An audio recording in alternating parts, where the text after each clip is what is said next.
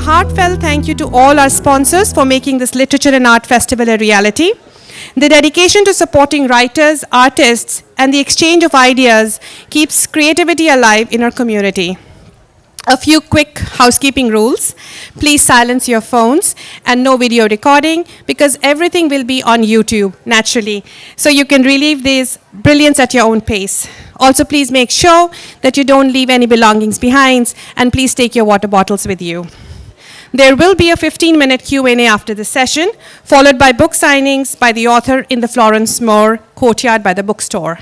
And lastly, as a volunteer-run organization, we at SALA are deeply grateful to all our volunteers, without whose support, none of this would be possible. So let's dive in, open our hearts, minds, and enjoy the stories that reminds us how art connects us all. A little bit about today's topic. The topic of discussion is the politics of history, in which our keynote speaker, Manu Pillai, is in conversation with Salil Tripathi. Little bit about Salil. Salil is a writer based in Brooklyn who was born in Bombay or Mumbai and has been a journalist in Singapore and human rights researcher in London. Educated at the Tuck Business School at Dartmouth, he is the author of 4 works of non-fiction, including his latest, The Gujaratis, a portrait of a community. His earlier books include The Colonel Who Could Not Repent, which is based on the 1971 Bangladesh War of Independence, and Offense, The Hindu, case on Hindu nationalist attack on free speech. He has published extensively around the world and won several awards. And with that, let's welcome our panelists. Over to you. You've got that?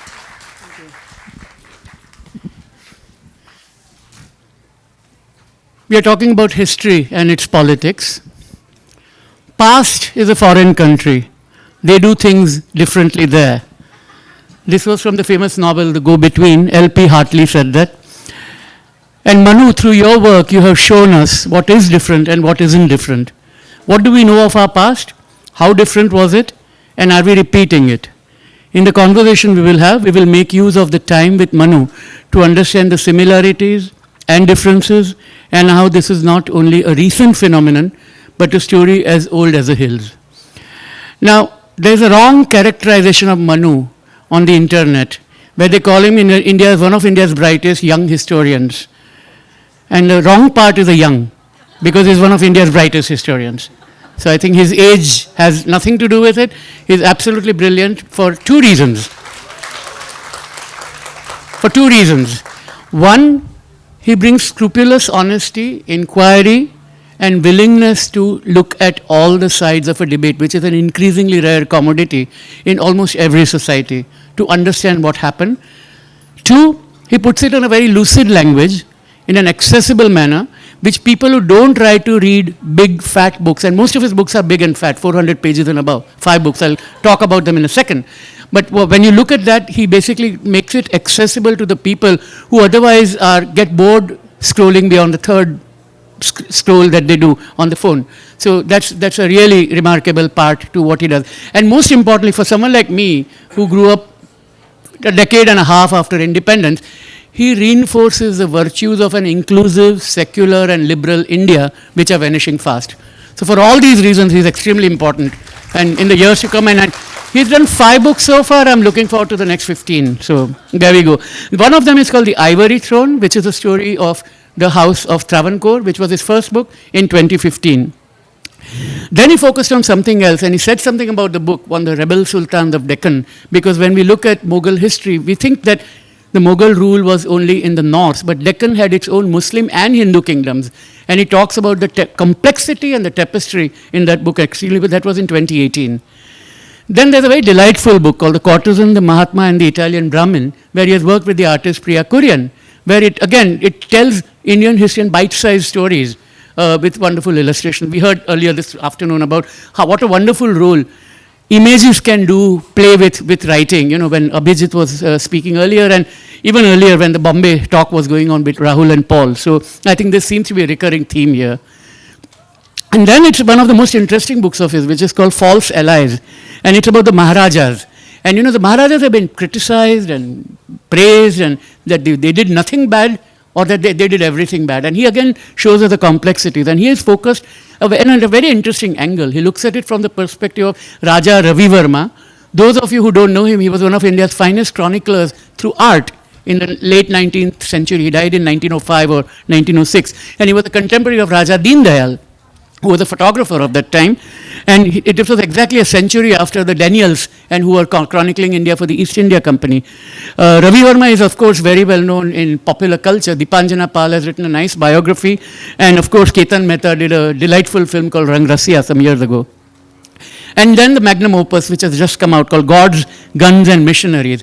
And that's, I have a specific question about it, so I won't describe it in detail here, but it really tries to unpack the difference between Hinduism as a synthesis of pluralities and the emergence of Hindutva as a monotheistic and mono-everything kind of a faith, and what it will do to India in future.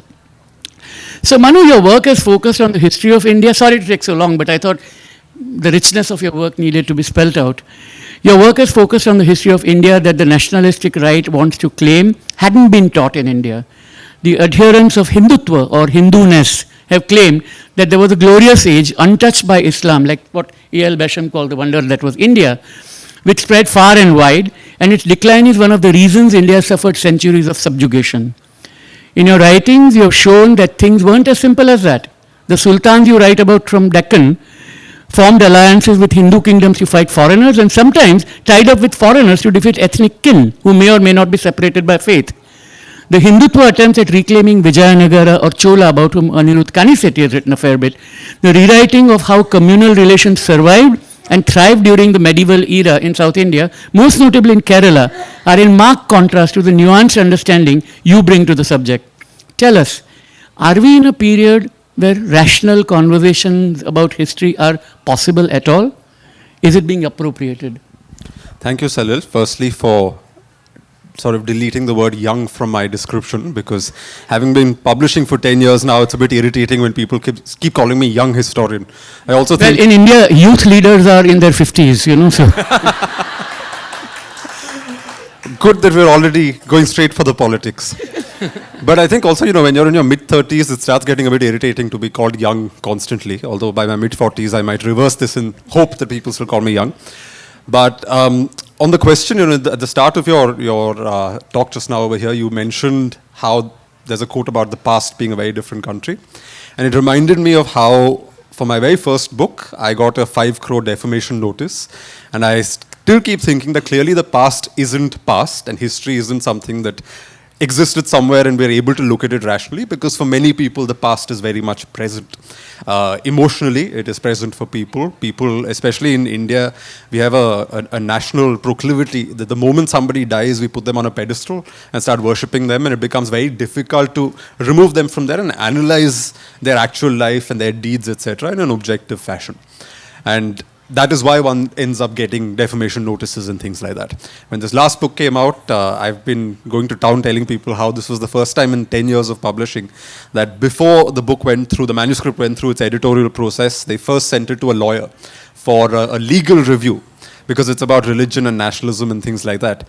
And there's something very funny about that whole exercise, because the lawyer sent my publishers a long note saying that practically on every page, there must have been about several hundred changes that were recommended, saying that, oh, this will cause all kinds of sensitivities, somebody will object to this, hurt sentiments here. Almost every page there was something that they recommended I should change, which was, okay, the lawyer was just being thorough, etc. But she also sent my editor a WhatsApp message saying, love the book. I thought that was very interesting, that you loved the book, but as a lawyer, you still thought that the author needed ring fencing and protection by essentially toning down anything that was even vaguely controversial. But because India is a republic of hurt sentiments. No, it is. Yeah. It is our national sport at the moment. So, one is very aware now that even if one hasn't been sued so far successfully, at some point, perhaps not now, but 10 years later, for something one wrote in 2015, something one wrote in an article in 2017, when the moment arises and someone really wants to give it to you, they will find a way to victimize and challenge you. So one is aware that when one is writing about history today, you're writing with a certain risk, and you are sticking your neck out in a certain fashion. In terms of this whole political question, I think all times in general, every generation interprets and reinterprets history from its own prism. That's a natural process. Even history as a discipline, we're constantly evolving our argument. We're constantly looking at past arguments, seeing what they've missed, whether fresh evidence sort of lends new insights, reframing arguments, redoing our conclusions. That's how history evolves as a discipline. The problem is where people forget the discipline. They forget the fact that historians are trained to look at history a certain way and view it purely from an emotional lens. For instance, you say something, and I often get this saying, oh, that historical figure would never have done this. And I say, how can you say they would never have done this when we have actual evidence that they did this? When I wrote my first book, there's this whole cult in Kerala around the last Maharaja of Travancore, who comes across looking very human in my book, including with several flaws. And people are like, no, he's Pratyaksha Padmanabhan, he's God in human form. And I said, well, that may be an emotional feeling you have, but that's not how somebody studying history is going to approach this figure. We're living in a time when politicians are called Yug Purush and Avatar Purush and all these Purushas of different types. So you see that it's happening now. It's happened in the past. It'll keep happening. But I think one just expects people to understand that when you're looking at history, you're not purely looking through the lens of emotion.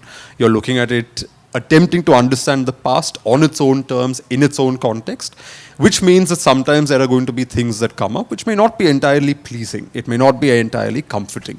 And I do not just say this in the context of historical figures in the abstract, even in our own families and lives, right?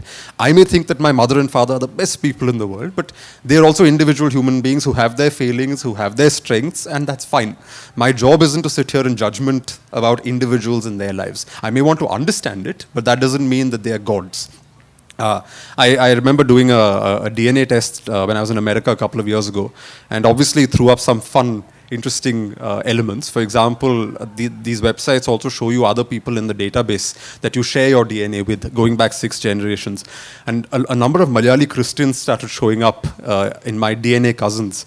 And it was quite funny because I remember hearing years ago from my grandmother that her great-grandmother had a Christian lover, and apparently she had one son, not my direct ancestor, who was fathered by this Christian lover.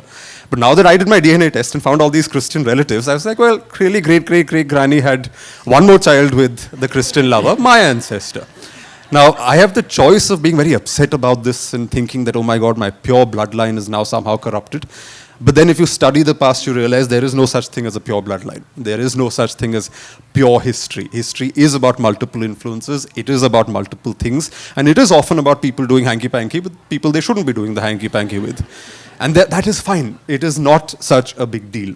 Yeah. But precisely because political ideology is built on certain interpretations of history, precisely because politics requires icons who do not make mistakes, precisely because we need inspirational figures who cannot be questioned when it comes to their personal morality, etc., we do not like tackling some of these subjects. And that, if you sort of pull back and zoom out, you'll see at a social level, history becomes a deeply politicized kind of subject. I remember once I was trolled, I think last year, on social media because I appeared on a podcast on a YouTube channel. And so they took a small segment out of that, and it was on Chhatrapati Shivaji, the Maratha king. And the funny thing is, I wasn't trolled because of anything I said. It was simply because after saying Chhatrapati Shivaji in the first instance, I just kept saying Shivaji. Yes. And then people went crazy saying that how can you not call him Chhatrapati Shivaji Maharaj in every mention? Which I thought was a bit silly, because it's not like we go around saying Pacha Akbar every time or I know Prime Minister Modi every time. In each instance, we may say it the first time, and then we just fall back on the name, because that's how we refer to historical figures. But there is that level of thin-skinned behavior. Since we are speaking about Shivaji, I also often talk about how, on the one hand, in his court poetry, he does present himself as Vishnu reborn to sort of avenge Islamic rule in India and set up Hindu rule, Hindavi Swaraj, etc. But it also doesn't take away from the fact that the Maratha Bakhars and other sources from that time as well talk about how his own father and uncle were named after a Muslim Sufi saint. So his father's name was Shahaji, his uncle's name was Sharifji, and the Bakhar tradition is that his grandmother couldn't have children. She went to a holy man, he blessed her, and she had the 2 sons, and she named her 2 sons after the holy man. And the holy man's name was Shah Sharif. He was a Muslim Sufi in Ahmednagar, whose dargah or tomb was actually constructed by Shivaji's grandfather, Maluji. So you have that evidence also, and then you have this evidence also. But again, people don't like it. People have actually gone to the extent of saying, actually, it's not Sharifji, it is Sarabhoji, and it has a very Sanskrit origin, etc. Whereas actually, it's in the reverse. It was Sharifji first, then it gets Sanskritized as Sarabhoji, etc. So we are living in a time when people are thin-skinned in comparison to perhaps earlier times. Part of it is also because of technology, because what was earlier constrained to books, which a limited number of people accessed on a regular basis. Now a lot of history is out there on social media, which means everybody and his cousin has an opinion, and everybody thinks that with history in particular, with cars, for example, I can't pretend to go look at the engine of a car and say, oh, I think I can tinker with this and be an engineer. But somehow with history, everybody thinks that, you can just read 2 articles and 2 blogs and 5 tweets, and you're qualified to comment on history. So part of it is also technology. But I would also say that part of it is our responsibility as historians to also target the younger audience, use technology to our advantage instead of letting technology, sort of surpass us and get hijacked by other elements, etc. So and you're doing it very well. I mean, I've seen your Instagram and TikTok. Yeah, That's my silly place, though. I keep telling everyone, don't judge me. I'm not that old, So, So anyway. You did refer to something about the 60s in your introduction. I don't know. You said something about being born a certain number of years after independence. Yeah, well, decade and a half. I mean, I'm 63, if people want to know. Yeah, okay. Anyway. Yeah, but I wanted to, and this Shivaji part is very interesting, because when I wrote the book Gujarati, one of the things I noticed in that was that when I started talking about his raids on Surat, people I was interviewing, those who were of the Hindutva side, would say, yeah, but he only attacked the Mughal and the East India Company. He didn't touch the Hindus and Jains. Fat chance. I mean, look at the history, and you'll find that he did. Varji Vora, and his entire mint was ransacked. So anyway. Also, when an army is sacking a town, it's not like they're going around. They don't have a census list to go around figuring out whose house is and where. there are novels and books written within 150 years. So it's not living memory, but fresh memory, which talk about all this. But anyway, it's a losing game. Which brings me to the next point. What accounts for the global disdain for established historians? In India, it began, I'm not saying the first, but one of the most prominent one was when Arun Shourie took on Rumila Thapar, Sumit Sarkar, and Irfan Habib. It continues. People who have never read a history textbook have repeatedly asserted that Thapar is a communist, that Muslim history of India is whitewashed, and so on. What can be done to challenge that? I think a lot of it is silly conspiracy mongering, because as a habit, I think people enjoy conspiracy theories, so they have this strange picture. If you look at social media, you sometimes get this strange picture where people assume that somehow Romila Thapar and Irfan Habib just sat around in a circle and came up with this conspiracy to twist Indian history or whatever. Again, I would simply say that each generation perceives history through its own prism. There is some truth to the fact, for example, that after 1947, when we came out of partition, when we came out of the violence, people had lived experience of the bloodshed and the chaos that it caused. There was a tendency, perhaps, to look at history that sort of helped people move past that and look at the syncretic elements, the happier elements of history. But I don't think anyone whitewashed anything. If you look at historical material from that period, there's plenty about the wars and the religious sackings and things like that.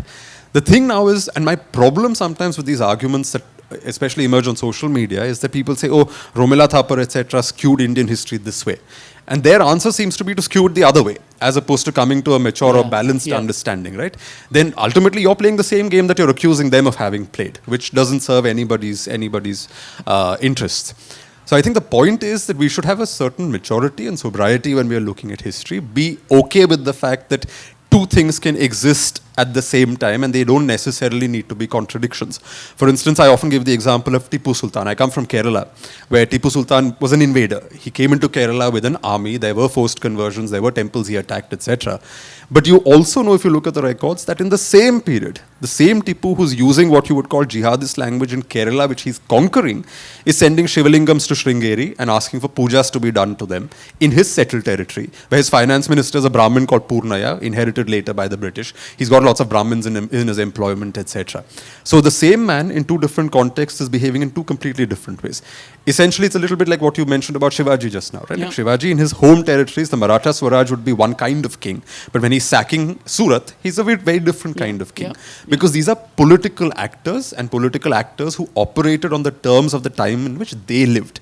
So we can't judge them by today's prism and expect them to sort of behave accordingly. And the other thing is the whole simplification of the argument, right? The argument that Muslim invaders tore down temples. But Romila Thapar shows us about what happened in Kashmir. And you talk about what happened in South India, that there were Hindu kings also who were destroying temples. But that's something that you would not hear from the alternate historians that are coming out. In my latest book, God's Guns and Missionaries, I have a bit about how in Tamil Nadu, until about a century ago, and I don't know if this still happens, at temple processions, they used to often have an image or a representation of a Jain impaled on a stake. Yeah. Because at one point, Jains were really powerful in the south. Now I think there's about 30,000-40,000 left in Tamil Nadu, a very, very small minority. But Jains were seen as the threat by both Vaishnavas and Shaivites. Vaishnavas and Shaivites also fought with each other. Yes. You actually have a I've case, seen that in your book. Yeah, where I think a bunch of Shaivite priests are very upset that they were reinstalling Vishnu in a certain town that they thought they had under control, and they threatened to throw themselves off a tower, and some of them did commit suicide because another Hindu deity was coming into what they thought was a Shaivite space. Maybe I have it wrong, maybe it was a Vaishnavite space and Shiva was coming in.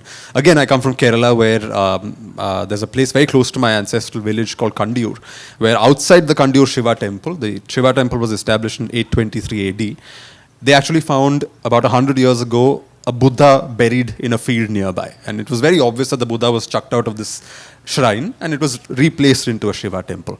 Now, it's not to point and say that, oh, because there was violence here, somehow that excuses Islamic violence against Hindu kings or whatever.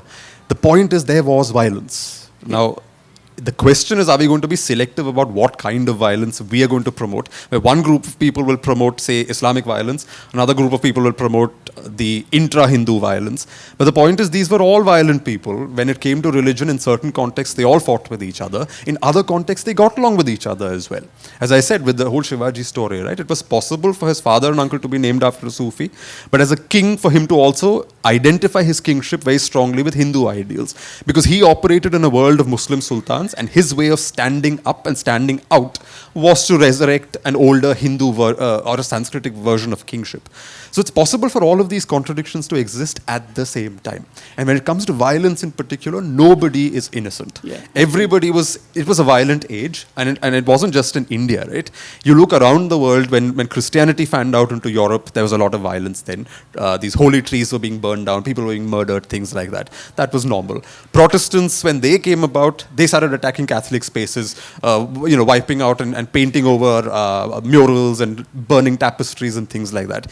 Whenever there is religious conflict, there tends to be violence. So to again use one slice of history to buttress one political ideology and ignore the rest, depending on, it doesn't matter which side is doing it, I think it's just a very immature way of looking at the past. So I want to take a step which is outside India, because I think I'm going to give a few examples and for you to comment whether you see this as a truly global phenomenon and whether it's unique to our time. And this is this, that here in the US, the Smithsonian is being censored, whether it can talk about slavery or not. Critical race theory is under attack. Icons of the black community or the LGBTQI community and activists who fought wars are being removed from defense establishment as portraits and so on. Ships are being renamed. Wealthy Americans are seeking to get the rest of the world to re-examine its own history. History is also being contested in Singapore, whether its separation from Malaysia was of its own volition or whether it was kicked out by Tunku Abdul Rahman, as is it being said.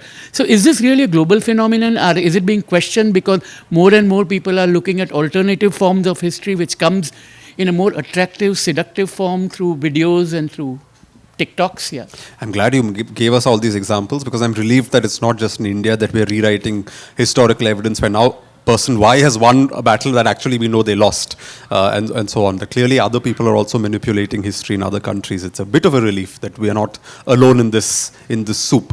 But I think, there is a global anxiety. There is a tendency where people now look to history for comfort and reassurance about what they want to believe versus what actually happened. And especially if it pushes back against what they want to believe, I think people get very agitated. And I think it's linked to this global tendency towards nativism that's happening not just in our country but around the world. History textbooks are politicized not just in India but around the world. Again, if you go to Britain, there's very little on colonialism. If at all you see anything on colonialism, it's about the spread of railways and how cricket and judiciary. Of course. Yeah. And all of colonialism was just these nice people, nicely seeding democracy in countries that really didn't want them there. So I think that kind of politicization always happened. It's just heightened now because of a broader trend. And I think, again, I would say technology plays a very important role there. And the fact that there's a whole new demographic of young people who are consuming things online and are particularly susceptible to misinformation when it comes to history. So that's exactly my next question. Thank you for bringing me there. That people are increasingly learning history today from memes on the internet, WhatsApp forwards of questionable origin, TikTok videos, and a disdain for academic research. In India, historical sounding books are increasingly published, which draw on popular folklore and mythology. We have decline in archival research and access to archival research, and regard for academic historians has fallen. There's a distrust and credibility problem, and which is partly because of the distrust of, that people have globally about the elite. And I recall what Milan Kundera wrote, who told us that the struggle of man against power is the struggle of memory against forgetting. Are we becoming forgetful? Are we choosing to remember what we want to? And is a collective amnesia gripping us? That's actually very nice that you quoted Kundera, because this whole question of memory I find very interesting. Because, again, there is history as what actually happened, which we try to study. But there is also history as that emotional commodity of what people choose to remember. And that is often an active choice that communities make, which is why politicians are so interested in history. Because how they remake and reinterpret the past determines their politics in the present, but also shapes the nature of the future. So if, for example, in the present you acquiesce to a certain reading of history, then you're also determining the course of the future in a way that you may not entirely be pleased with. Therefore, you need to manipulate history. So history in that sense is raw material when it comes to viewing it purely as memory. People now, for example, want to look at history as memories of invasions, memories of violence, memories of somehow a kind of Hindu standing up against Islamic violence, etc., in a very flattened way. Of course, there were cases of Hindus standing up to Islamic violence, etc. Equally, there were cases where Islam came, again, to my home state of Kerala in a very different way, where that's not really how it happened. And because of this, there's also strange reinterpretations. I remember meeting in Calicut a gentleman who works on conserving these old mosques in the Kannur area. And if you go to Kerala and you look at these old mosques, they don't have domes, they don't have minarets, they don't look like your standard Arabia area mosque. They look like Kerala structures. There's gables, there's woodwork, there's carvings, etc., because it's done by the same carpenters and masons who built the local temple. The problem now, though, this gentleman was telling me, is that now an argument is emerging. It's on the fringes, but it's a dangerous argument. Oh, that these are probably Hindu temples at some point, which were then seized and converted. But you know from Kerala's broader history that Kerala never suffered that kind of political Islamic takeover. It was peaceful embassies of commerce. It was traders who came, and it was often local rajas who gave them land and these carpenters saying, "Here, you want some place to worship your god? Build a mosque for yourself." We actually have evidence to support this point. But now, because this is the conditioning that people are going through, they're now reinterpreting the same structures in a completely and radically different way, and I would say a dangerous way. Because again, it is the memory that they are choosing to believe in, that, all arrival of Islam in India was violent, it was linked to politics, and there was no other counter story to this, that this was the only shade in which Islamic power came into India. Whereas in reality, it was one shade of many shades. So I think this whole question of memory versus history is not just specific to our time.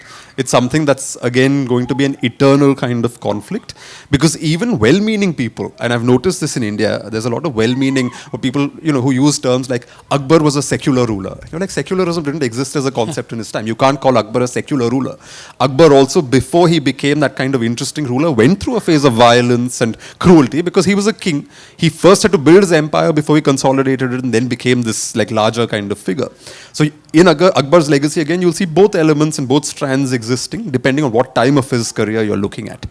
But again, people use words like secular. They, in their desire to build Hindu-Muslim unity, will only focus on the syncretic elements. And the problem is, again, when we view Hindus and Muslims as though they were in a Bollywood song where you're running around with hands together in a garden, that's not what happened either. So you find both ends of the spectrum are equally dangerous. That's why I keep saying sobriety.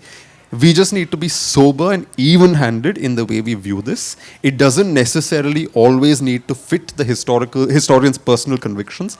I may not personally be happy about something. I may not personally want to highlight, say, incidents of violence. When I wrote my latest book, Gods, Guns and Missionaries, the first chapter is about Portuguese excesses in Goa against the Hindus of Goa, where there was smashing of temples, there were cases of gods going into exile, never coming back to these temples. You do find temples turned into churches, etc. And we know that the Portuguese were very brutal. Now, when writing this, I was also aware at some level at the back of my mind that is it possible that this material will be used to victimize present-day Christian communities in Goa or in other parts of India? It's a question I have to grapple with, and I spoke to some senior scholars, and they all said, look, go with your evidence. Do not fall into this trap of thinking who will use this or misuse this in the present, because your duty as a historian here is to follow the evidence and be even-handed with the evidence. So I think historians also sometimes have to drop this whole business of good intentions and just stick to being even-handed, because that's the only way we can disarm some of these arguments that Romila Thapar was part of some global conspiracy to whitewash, Muslim excesses in India, etc., etc. Is if the historian is able to be even-handed. Yeah. You, in one of your books, can't recall exactly which one, but you have said early on that to understand India, you have to understand the Deccan. So tell us more, since the Indian history as we have, and many people tend to read, tends to be Delhi-centric and North-centric and Mughal-centric and therefore British-centric. I think one very compelling character I have in this book is this guy called Malik Ambar. And the reason I write about him is partly because growing up in Maharashtra, I had no idea that there was a time when there were tens of thousands of black people in India who were there as military slaves. So not slaves in the American plantation sense, but slaves who were brought there to fight, and they often became warlords, they often became kingmakers and very, very powerful people. And they also didn't have women who came with them, because these were all men who were brought in. They would marry local women and essentially over a few generations dissolve into the local population. So these are not the Habshi communities you see now. They came much later. These are the late medieval Habshi or African communities. And I suppose there are some people at least who do DNA tests in Maharashtra, they may find some trace of evidence of this Habshi connection. I hope nobody sues me for this when this video comes out. Hurt sentiments. Anyway, and the point is, there were Africans there. In Ahmednagar, we have at least 2 begums or 2 queens who were black. And who would have thought, right? In 17th century, 16th century India, black women as queens in the middle of the Deccan. Who would have thought that Chhatrapati Shivaji in the Shiva Bharata, a Sanskrit poem commissioned in his court, actually pays tribute to Malik Ambar, a black man born in Ethiopia, enslaved at the age of 10, brought to India and then becomes a kingmaker. On the cover of Rebel Sultans, I have this portrait of the Adil Shahi Sultan of Bijapur, who's sort of part Shia, part Sunni, part Maratha, part Muslim, part Persian, all of that. But behind him is a very powerful courtier called Ikhlas Khan, who's a black man. So if you look at Deccan history, you suddenly start challenging these cliches also about who we are as a people and who played important historical roles in our country. We are not taught that black people were a part of our country, but clearly they were. Clearly there was an element there. Again, look at our languages. In Malayalam, we use a very common term called China Bharani. It's a kind of urn in which you keep things that's actually come from China. That's why it's called China Bharani. They make these items in something called the China Chatti. It's again a kitchen vessel everybody uses, but of Chinese origin. I'm pretty sure at some point there was Chinese blood also in Malayalis, because we were a trading society. Enough people, just as the Arabs came and fathered the Mappila community in Kerala, there would have been Chinese influences as well in Kerala. So again, I'm very interested in these mixed up elements of history and about how, again, that notion of a very stereotypical linear account of things isn't necessarily a full reflection of how the past actually operated. Yeah, we have about 7 minutes. I have about 8 questions. I won't ask all the 8 to you because we want to go back to the audience as well. But a couple of them, the key ones that come of what we have not addressed. Let's talk about the latest book, which is the profound engagement with the whole idea of contested narratives in India. And the distinction you make between Hindu thought, Hinduism, and Hindutva. How one is diverse and rich and the other is singular and enforced. Now, just an anecdote. When I wrote my first book, Offense the Hindu Case, I had interviewed Morarji Desai, who was the former Prime Minister of India. And he said that the entire BJP or Hindutva project is to convert India from a polytheistic to a monotheistic entity. And I'm talking about late 80s, when Babri Masjid still stood there in Ayodhya. And I said, how? So he said, from being a religion of many books or without a book, Ramayana is being forced as one narrative. From a religion with crores of, so millions of gods, it's being said that Ram is supreme somehow. And a religion which has hundreds and thousands of pilgrimage sites, Ayodhya becomes one, as if it is Rome or Mecca that we are talking about. And I said, that is a very dangerous trend. And this is a 90-year-old man telling me in the evening or autumn of his life. So, given from there where we are today, and this is exactly the thing that you talk about, the plurality on one side and the enforced narrative on the other, has that game been lost? I think it's happening in a way, and I don't know to what extent it can be avoided, because again, we're living in a time of homogenization, and it's not, I mean, all religious identities are being homogenized, right? And again, since I keep giving you Kerala examples, there was a kind of Kerala Islam that existed, which is sort of vanishing now. I was recently talking to a local scholar called Ajmal, and we were talking about this, about how a lot of these local elements, because of Gulf influence, is changing. Just as because of North Indian influence, a lot of Hinduism in Kerala is also changing. Some of it has happened in front of my eyes. I come from, one of my granduncles was married into this family where in that temple they had animal sacrifice, and these non-Brahmin priests used to operate. But somewhere in the last 50 years, of course, the animal sacrifice stopped, but the non-Brahmin priest also vanished, and now it's Brahmin priests. We have temples where the same goddess in the morning is worshipped in one form, in the afternoon is worshipped in another form, in the evening is worshipped in another form.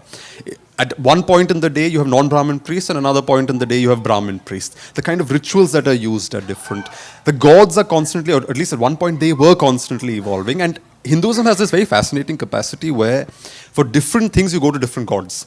So, you know, I remember when I was doing my research, there's some god up north where you go with and offer clocks, because this is people who have visa applications for Canada and America, and you want your visa on time, and you make a clock offering to the god, and you get this, you get your application processed.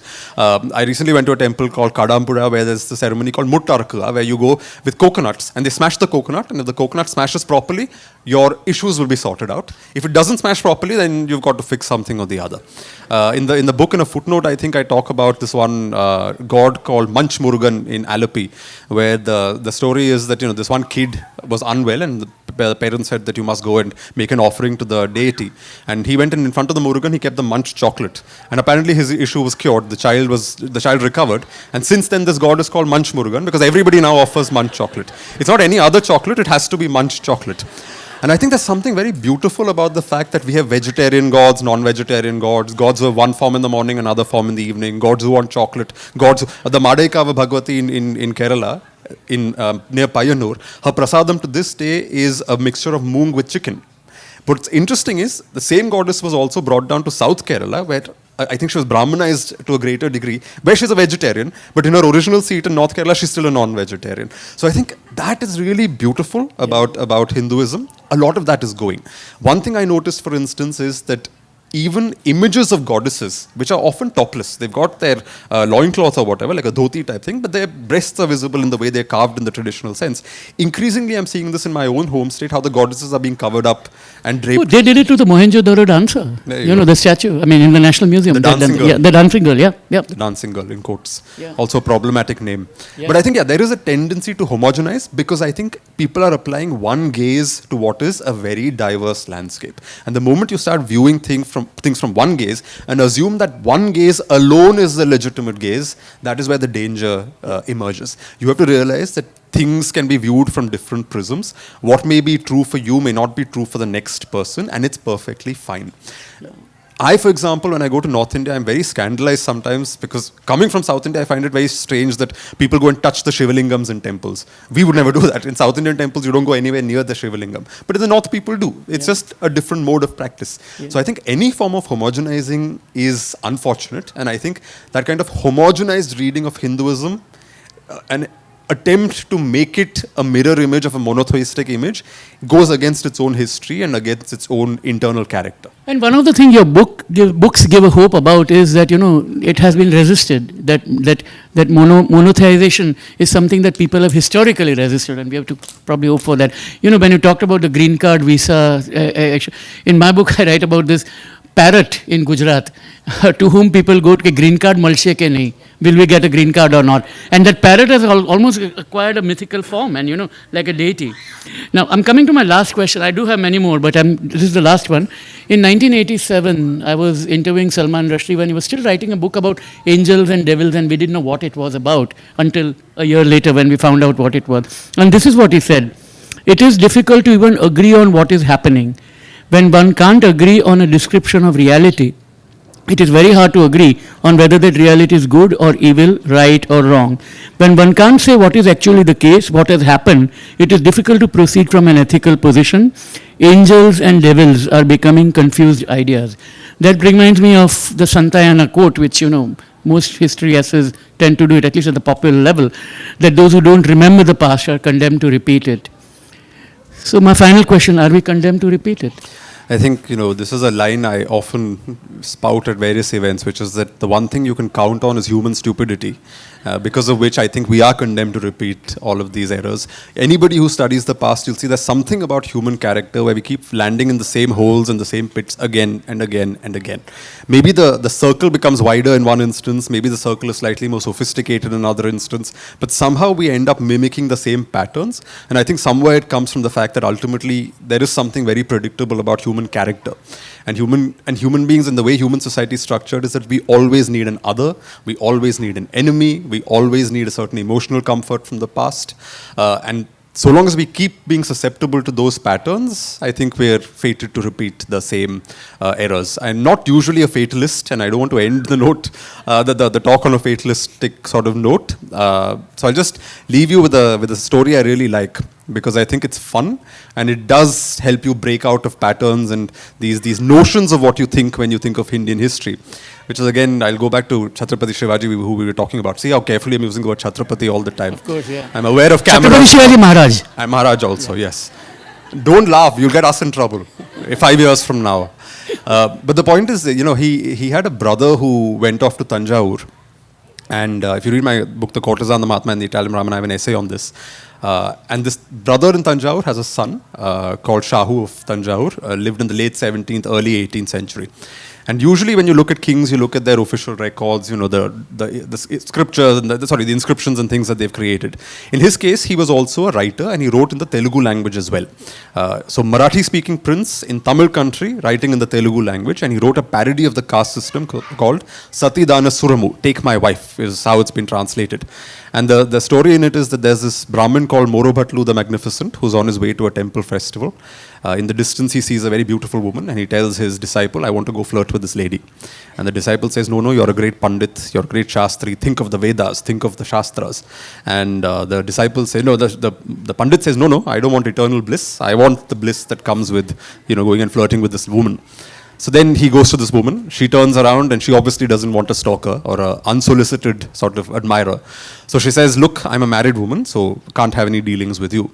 To which Morobhatlu says, that's okay, give me your loins as you would donate land to a Brahmin. Then she says, okay, I must come up with a fresh excuse. So she says, I'm of the leather working caste, I'm a Dalit woman, essentially, and you're a great Brahmin, so we can't get to any hanky-panky because of caste. And he says, no, that's fine, caste and all was just invented essay, you come with me, no problem. And finally, in her great anxiety to get rid of this man, she says, we drink liquor and we eat beef, and therefore we're not pure enough for you. To which Morobhatlu says, well, I drink the cow's milk. You eat the whole cow, you must be purer than me. Now, we would think, speaking of patterns and speaking of our assumptions on history, we would think that no Hindu king, an upper caste Hindu king, certainly not somebody related to Chhatrapati Shivaji, would make a joke on caste, on beef eating, and lampoon the whole notion of the holy cow, etc. But he somehow managed to write this, and this was a play that was actually performed in public in the 18th century. But I don't think today's India would allow us to either write this or perform a play like this. Absolutely. And that tells you something also about which phases people were in some ways, let's say, more open to laughing at themselves versus which phases people are so self-serious and so performatively pious about their own history that they can't take a joke, they don't understand that the past had jokes, and they don't understand that history needn't be some kind of super serious thing where you all pretend to be holier than thou, that actually history is a much more living, pulsating, organic, interesting affair in which having a laugh or two is not such a bad idea. Wonderful.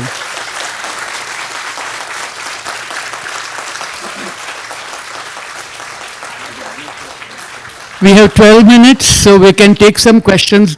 Couple of quick points. Please keep the question brief, and please ask a question and not interpretation. Yeah, thank you. I'll let you decide who to call because there are lots of hands up. Okay, let me just start with the first person. Keep it short. But, So I'm not a trained historian. So like, what would you suggest people like me do who are interested in history to find out more about history, but also make sure that what we are reading is like, like either legitimate or a right way of seeing it? So what practical tools someone like me can use? Firstly, don't depend just on online sources and social media, of course. The other thing is read as widely as you can. And that includes people who you don't agree with. I read a lot of right-wing books that come out in India because it's important for me to know how they're making their argument and what the argument is. Only then can you, now, as I often say, there's historical evidence, right? None of us were there. So we're all in the business of connecting the dots. I may connect the dots this way, someone else may connect the dots this way. Now the only way to figure out which one is the more accurate conclusion is to see who has connected the dots in a more compelling fashion, in a more reasonable fashion that stands up to scrutiny. The only way you can do that is by reading diversely and widely and figuring out a broad picture at least that allows you to make an educated kind of form an educated understanding of whether this is a reasonable conclusion or not. So I would just say read as widely as possible, and that will equip you with the tools. It's not all that difficult to figure this out. It's not all that difficult to figure out whether Romila Thapar is the person you want to follow, or that gentleman Oak who talked about Tejo Mahalaya and how the Taj Mahal was actually Tejo Mahalaya. You can figure out very easily when you look at the form in which they've reached these conclusions. Yeah, the one with the mic and please, Hey, hi. So I think like all around the world, but like my generation especially has like a bit of anxiety about having our rights taken away by like an authoritarianly swerving government. So what does history tell us about how to take your rights back from a power that is trying to take it away from you? What are like the more effective ways of doing so? And what could we do, like, based on what history says? I think there's this whole notion of eternal vigilance, right? Which is that you fight small battles every day.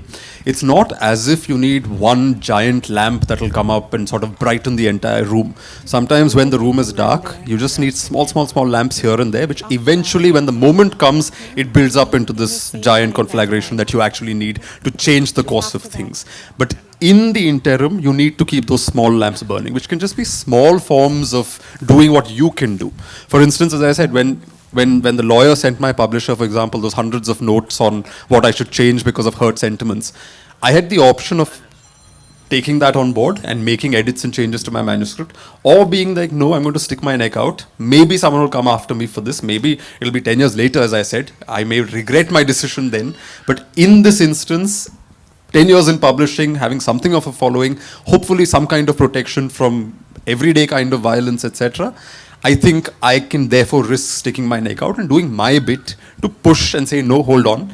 Just because a lawyer says this is not acceptable doesn't mean I have to accept all of those changes. I'm going to insist and put my foot down. So of those 300 odd changes, 2 changes perhaps was what I made, which were reasonable changes. That was it. So I think we all can sort of do things in small ways that will keep that whole idea of eternal vigilance going.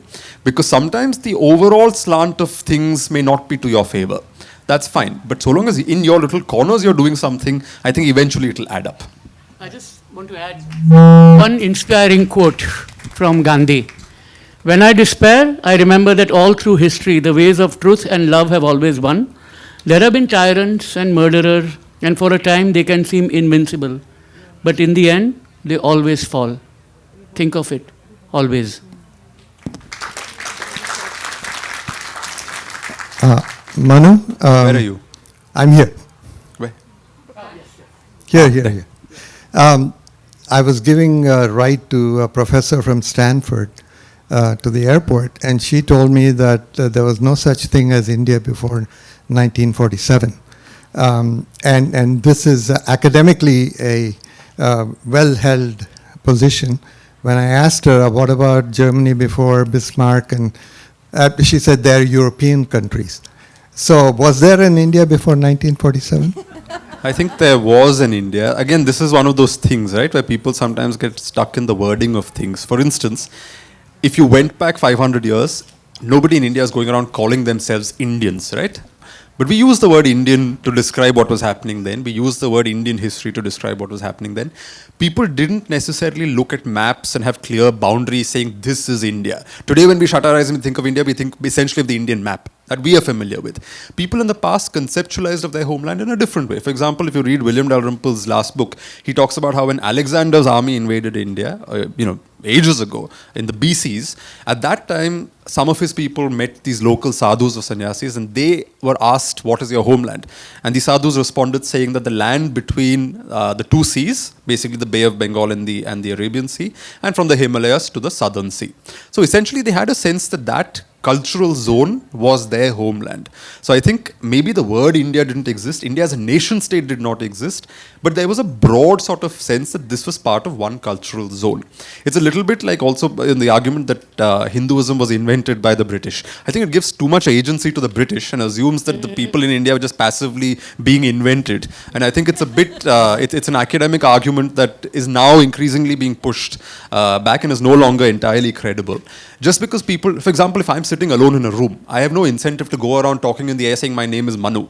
It is when Salil enters the room that I introduce myself saying I'm Manu, you're Salil. That's when the names become relevant, right? So it is when you're faced with an other that you have to then articulate your identity in a very self-defined sort of way. Similarly, when Indians were just doing their thing, they had no incentive necessarily to stand up saying, Jai Bharat, we are Indians, right? But when you're faced with the colonizer, when you're faced with an outside force, when you're faced with new forms and concepts of imagining yourself, that's when you say, hold on, how do we imagine ourselves now? And we come up with a name. All communities, all nations are imagined communities, as the famous academic argument goes. The term India may be new. As I in my new book, Gods, Guns and Missionaries, I have this line that, the name Hinduism might be new, but the river is old. It's just that somewhere along the way, at a certain bend in the way, it picked up a new name, which we now call Hinduism. But that doesn't mean that the river itself did not exist. That again privileges one reading of history and again gives too much credibility to a Western gaze about India, while completely forgetting the fact that Indians had their own way of imagining their community. It may not match the way the people in the West were doing it, but it is there. You do see the ingredients present over there. Otherwise, when Ram Mohan Roy, for example, the word Hinduism was first used in a pejorative sense by a man called Charles Grant. Within 20 or 30 years, Ram Mohan Roy was able to use it, but with a positive spin, because he already recognized what that word communicated. The ingredients were already there. It's just the label that he found useful and borrowed from the white man, and he started using the term Hinduism. If it was an invented label, the term wouldn't have caught on with such ease, right? It's because people recognized value in the label that they were able to adapt to that label. It's because people saw that the word Indian and India represented something that they were already familiar with, that they took it and owned it for themselves. So I think it's the argument that your friend made is a bit of a problematic one. Sorry. Good. Following up on your point about technology, a lot of what's being forwarded is these media clips from kind of Hindu nationalist channels and media. Could you talk a little bit about that cacophony of news, this kind of Fox News-like thing happening in India, the motivations, the economics, and is there any counter to that emerging? I think there always is a counter. It's the so-called mainstream, especially news media, TV news media. But I keep telling people not to lose hope because, for instance, for all the hold over the narrative and the media and all of that, why are people afraid, or why are people in power afraid of comedians who often just stand in front of a stage like this and crack jokes? Because clearly somewhere that sense of power is fragile. Somewhere there is still an insecurity. When it is insecurity that leads you to control the media and sources that way. If you're secure, you have no, as I said in that whole beef joke, right? If you're secure culturally, you can laugh at yourself. I can take a joke if I'm a secure person. But if I'm a very fragile, thin-skinned person, I can't take a joke about myself. It's the same thing, which is that controlling the media, all of this, I think, in my mind, reflects a certain insecurity. And the pushback to that is not coming through these mainstream avenues where things have been cornered, but outside of the mainstream. That's always been the case. Any resistance to this kind of overwhelming power tends to be in laughter, in jokes. There's this whole concept of weapons of the weak, right? I keep telling, again, this is another thing I got cancelled for once, but I'll tell it again because it's a great story about how my great-grandparents, etc., in their time, they still had bonded labor working in their fields. And it was a time of caste. So the workers who were Dalit workers working in the fields they were not permitted to take names of our family members. So my great-grandmother's name was Kalyani, her husband, my great-grandfather's name was Madhavan, but they would call them Tambra and Tambrati, which is my lord, my lady. That's how they addressed them. They were not allowed to come anywhere near the house, etc., etc. And nobody, therefore, in that entire agrarian establishment would ever take my great-grandmother's name. her name was never uttered in public. It was considered very bad to do that. And they say that somewhere in the 40s, as communism was growing in Kerala, etc., one day great-grandmother heard her name called out in a very aggressive tone. And then she sent somebody out to find out, and she discovered that all these farm workers, who were clearly increasingly under communist influence as that movement was building up in Kerala, they couldn't take the name of their landlord and his wife directly in public. But what they'd done is they'd named all the cattle after members of our family. It is a case of weapons of the weak. You do not have the power and agency to stand up to your landlord. You do not yet have the power and agency to form some kind of procession and go and call slogans. But you do have weapons of the weak in order to make your dissent known on your own terms, using humor and laughter, etc. And I think that is what we are seeing now. There is resistance. There is a way to stand up to the Fox newsification of the past and our lives, etc. It's just that we need to look at those avenues as opposed to expecting, let's say, another TV channel to do it for us. It's not going to happen. The economics of this is not going to let that happen. The economics of it is going to sell out to power, which means that you have to look for other spaces, which is where the dissent is aired.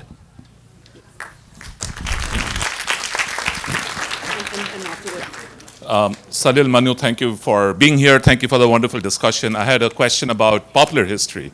So a few weeks ago, the makers of Bengal Files were here. And Pallavi Joshi had this very scary quote where she says, history books are obsolete, and people now depend on movies like this for history. So, scary stuff. But I was wondering, do you feel that there's a way for a certain nuanced, complex view of history? Because otherwise I can make it a very simple, conspiratorial message which has a wide appeal. But do you think there's a way for popular culture to, and whether it's movie or books or whatever else, to present a certain nuanced thing about history? And again, like you gave us the example of P.N. Oak and Romila Thapar, it doesn't need to skew one way or the other. I'm wondering if you have seen anything like that and any examples. In the Bollywood sort of space, you don't really see it, because I think Bollywood has too much money involved and people don't want to lose their money. So I think they just choose to kowtow to what the regime sort of promotes, etc. But I think if you look at the regional cinemas in India, the Bhasha languages, Malayalam, Bengali movies, Maharashtrian movies as well. It's funny because Bollywood is set in Bombay, but there's Marathi cinema around Bombay. And there's actually so much original work, especially historical in nature as well, coming out of these spaces. And forget just historical, right? Like one of the best movies in the last couple of years was this movie called The Great Indian Kitchen, about menstrual taboos that existed and do exist in great measure even now. And it did it on a very sparse budget in a local language. Initially, major OTT platforms didn't even want to platform that movie. It was a very local OTT platform that put the movie up. Then it went viral, and then it got its Amazon Prime release, etc. I think regional cinema is doing a lot of stuff there. And since we were speaking about news earlier as well, I think regional language TV channels still have some spine in India. So as I said, on the earlier part of your question about people consuming their history through movies, etc., to some extent, I think this is going to happen. I think there's always going to be a constituency for books and people who read books. But the mass in general, the large segment of the general audience, I guess, is going to consume it in easier formats. Movies, etc., being one of those easier formats. The answer to that is, again, for good people, as it were, or interested people who are interested in actually reflecting a more complete picture of the past, to also start making those movies, etc. It'll happen. It is already happening. As I said, maybe not in Bollywood, but it is happening in other cinemas in the country.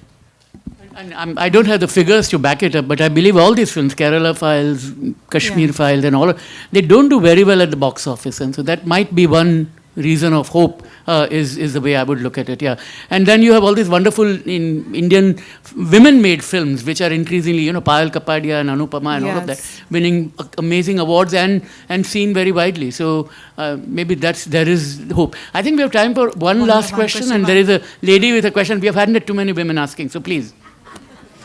Okay, I have one question for you. Both of you are so articulate. How would you summarize this discussion we have had to a 5-year-old, growing in India, growing here, to a 10-year-old? What would you say? That is my question, because that's what I'm seeing. I would say maybe not to a 5-year-old, but someone slightly older, maybe as they approach the age of 10, etc., and start thinking about some of these things. One is, never swallow everything you're told as it's offered. Always ask questions. I think ultimately all of this boils down to, are you prepared to ask questions of received wisdom? And it can be something as simple as, in India, we don't encourage children to ask questions. If elders say it, you're supposed to believe it and completely obey. Whereas I think just having a conversational relationship with kids is interesting, because then they have the freedom to ask questions. When you ask questions is when you start pushing back and sort of testing the logic of things, testing the argument that's been presented to you in small ways. And that is what leads to bigger kind of intellectual experiments, etc. So I think in general, I would say that firstly, don't believe everything you see. Secondly, cultivate the habit of reading. I think that ultimately really helps, which is why even now, apparently, books are going out of fashion, etc. You spoke about Kashmir Files not making money. It just reminded me about how my publishers were telling me that one of the ways in which a lot of right-wing published books in India do well in the market is that, I won't take names, but apparently a recent book that was published by a pro-government writer, a state government bought some 10,000 copies of the book outright. So, yeah. I mean, it's a form of state subsidy, right? Like, good for the author. I'm a bit envious, but it's a state subsidy of sorts. So I think, at the same time, why is it that despite all that power, books are still burned and people are afraid of books? Because books tend to last, which means cultivate the habit of reading, cultivate the habit of critical thinking, get people to think, as opposed to simply arguing on superficial terms. Start thinking, start asking why and the how, and ask those questions about history. Then I think you'll have interesting developments going forward, and for younger kids growing up, etc. I think the children are suffering because the teachers don't have that time, the parents don't have that time, everyone is so absorbed in their own social media.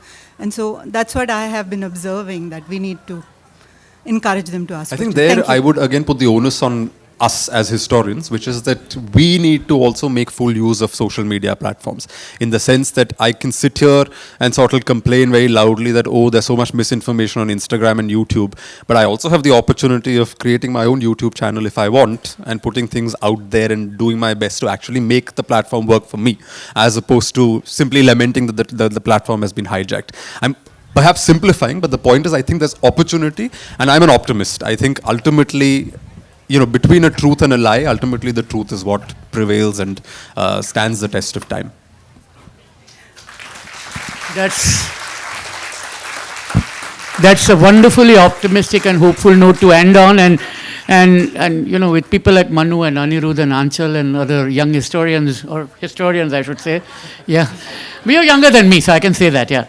Yeah, I think it's in a safe pair of hands, and that's the best way to look at it. So thank you for all you do, and look forward to other books in future. Yeah. So the authors Thanks, Salil. Thank you to the audience. And I'll just quickly apologize. I'm extremely jet lagged. So if at all I was slurring a little bit, etc., it was simply because of jet lag and not because of any other suspicious activities before the event. It's California, don't worry. So, with that, we end this wonderful, wonderful session. The authors are going to be there in the courtyard for book signing. Please go ahead. And I really apologize for lack of time for, handing the mic to everyone else. There's so many people who wanted to ask questions, but you meet the authors outside and you can ask them. Thank you very much. The next session here is at 4:30.